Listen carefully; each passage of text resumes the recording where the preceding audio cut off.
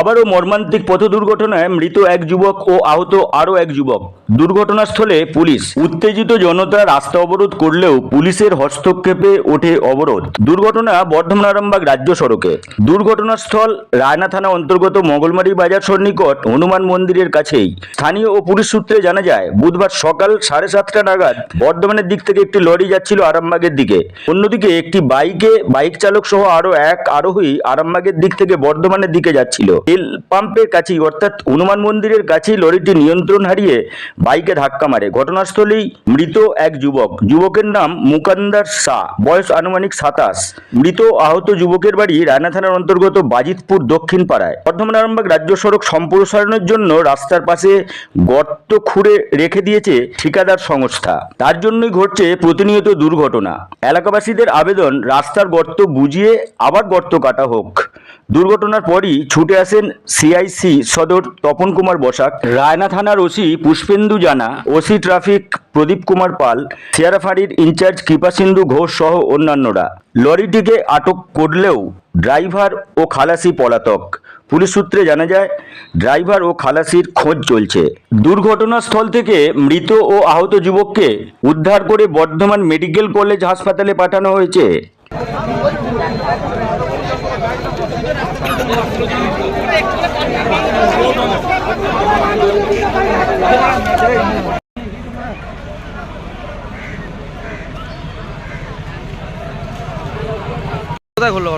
ঘটনাটা ঘটেছে আমাদের বর্ধমান আরামবাগ রোডে, যে হনুমান মন্দিরের সামনেই যে লরিটা দ্রুত গতিতে আসছিল আর মোটরসাইকেলটা ঠিক পাম্পের সাইডে রাস্তা কাটা থাকার জন্য তিনি অন্য গাড়িকে সাইড দিতে, মানে দু সাইডে আসার জন্য লরিটি সেই গাড়িকে পিছিয়ে দেয়।